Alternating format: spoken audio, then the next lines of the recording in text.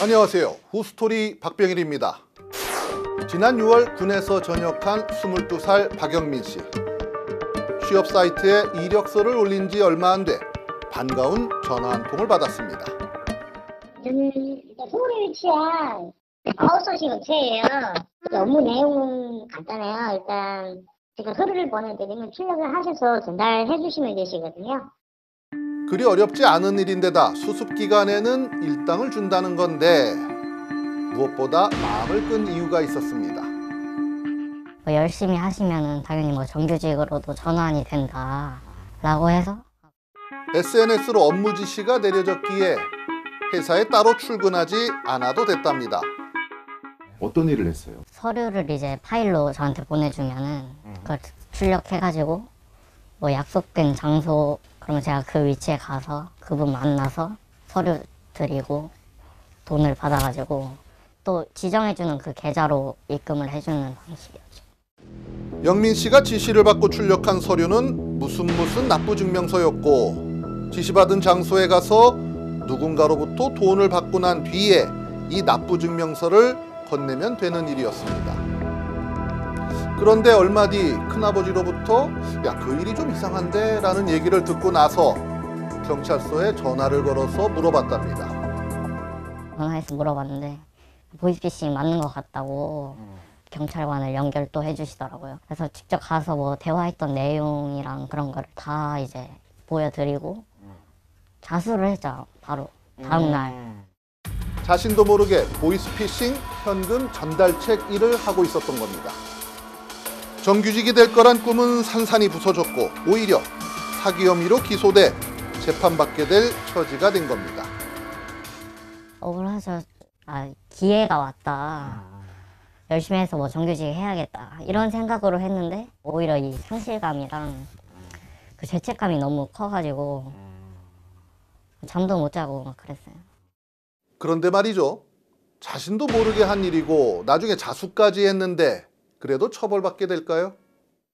모르고 했지만 충분히 의심할 수 있었다. 이거는 알 수 있었다라고 해서 처벌하는. 29살 이준희 씨도 비슷한 경우입니다.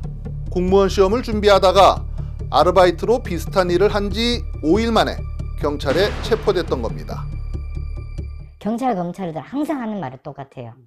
나이 20살 넘고 대학교까지 나온 사람이 이게 범죄라고는 모를 수가 없다.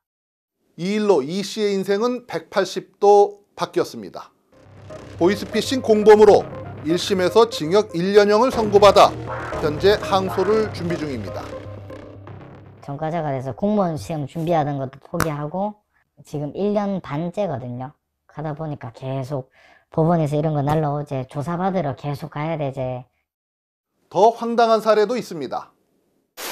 22살 은지 씨는 7개월 전에 우연히 고등학교 친구를 통해 한 언니를 소개받았고 간간히 술자리를 함께하면서 친해졌습니다. 그리고 어느 날 그 언니로부터 취업 제안까지 받게 됐습니다. 근로 복지에 대해서 물어봤죠. 여기 이렇게 일하면 얼마를 줄 거고 나한테 좋은 게 뭐가 있냐 이렇게 물어봤더니 월 700을 준다는 거예요. 보고서를 만드는 일로 그다지 힘들지 않아 보였고 급여도 높아 솔깃하지 않을 수 없었습니다. 근데 이 일을 하려고 하면은 너 신용조회를 해야 돼 라고 말씀하시더라고요. 신용조회를 하기 위해서는 너 이름으로 대출을 할 거야. 저는 아무것도 모르고 신용조회를 해서 대출이 나왔어요. 은지 씨가 세 군데 은행을 찾아가 신용조회를 받고 대출받은 금액은 모두 4,500만 원. 은행이랑 우리랑 연관이 있고 너한테 돈을 줬으니까 그 돈 너 돈이 아니라 회사 돈이고 그 돈을 우리한테 갖다 주면 우리가 은행이랑 맞춰가지고 너 상환 처리를 해줄게. 처음에는 이상하다 하는 생각도 들었지만 상환됐다는 문자가 온 걸 보곤 안심했답니다. 어디 은행 어디 은행 어디 은행 총 4,500 이 돈이 상환되었습니다 라고 문자가 왔어요. 상환 처리가 됐다. 하지만 뒤늦게 알고 보니 문자는 가짜였습니다. 근데 그 문자가 그 사기꾼의 회사 그 직원이 보낸 문자예요. 그렇게 4,500만 원을 사기당한 건데 은지 씨뿐 아니라 언니를 소개해줬던 고교동창 민경 씨도 같은 피해를 받습니다. 얼마나 대출했어요? 800만 원. 이제 학생이어서 대출이 많이 안 나오고 경찰에 신고하고 나서야 이 언니에게 당한 사회 초년생들이 한둘이 아니었다는 사실도 알게 됐답니다. 이 지금 순간에도 사기치고 있지 않을까. 그러니까 저희로 끊어야 되는데 위 두 사례를 보면서 처음엔 전 이런 생각이 들더군요. 아무리 사회 경험이 없는 초년생이라 해도 돈을 받아 전달하는데 10만 원씩 일당을 주고 또 보고서를 만드는 정도의 일에 월 700만 원씩 준다고 하면 당연히 의심했어야 하는 게 아닐까 하고 말이죠. 하지만 이런 생각도 들었습니다. 갈수록 좁아지는 취업의 구멍을 어떻게든 찾아서 뚫어야 하는 우리 청년들. 그런 절박한 심정이 이성의 작동을 잠시 멈추게 했던 건 아닐까요? 후스토리였습니다.